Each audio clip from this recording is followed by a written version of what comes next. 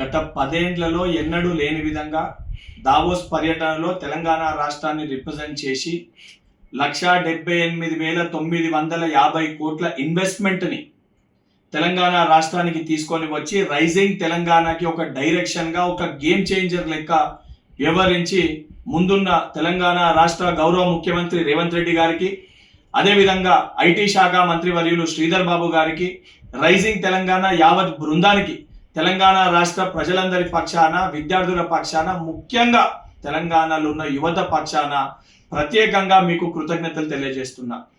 ఈరోజు కాంగ్రెస్ ప్రభుత్వము, కాంగ్రెస్ పార్టీ చేస్తున్న ఒక డెవలప్మెంట్ని, మేము ఏదైతే ఇస్తా అన్న గ్యారంటీని ఇంప్లిమెంట్ చేస్తుంటే దీన్ని తట్టుకోలేక, జీర్ణించుకోలేక ఒక కడుపు మంటతోటి దీనిపైన విషం జిమ్మే ప్రయత్నము బీఆర్ఎస్ పార్టీ నాయకులు కల్వకుంట్ల తారక రామారావు గారు చేస్తున్నారు. వారి యొక్క కడుపు మంట తగ్గాలి, వారి యొక్క జీర్ణించుకునే తత్వం పెరగాలనే ఉద్దేశంతో డైజెస్ట్ ద గ్రోత్ అనే ఒక క్యాంపెయిన్ రన్ స్టార్ట్ చేస్తూ ఈరోజు ఈనో బాక్స్ని, ఈనో ప్యాకెట్లని కల్వకుంట్ల తారక రామారావు గారింటికి, కల్వకుంట్ల చంద్రశేఖరరావు గారింటికి నేను కొరియర్ చేస్తున్నా. అదేవిధంగా వారి కడుపు మంట, అదేవిధంగా మనం చేస్తున్న డెవలప్మెంట్ తట్టుకోలేక, జీర్ణించుకోలేక వారు చేస్తున్న దాన్ని జీర్ణించుకోవాలంటే తెలంగాణ రాష్ట్ర వ్యాప్తంగా ఉన్న కాంగ్రెస్ పార్టీ శ్రేణులందరితో కూడా నేను విజ్ఞప్తి చేస్తున్నా. ఈ ఈనో డబ్బాల్ని, ఈనో ప్యాకెట్లని కేసీఆర్ గారికి, కేటీఆర్ గారింటికి, అదేవిధంగా బీఆర్ఎస్ పార్టీ నాయకులు ఎవరైతే జీర్ణించుకోలేకపోతున్నారో వారికి కొరియర్ చేయండి.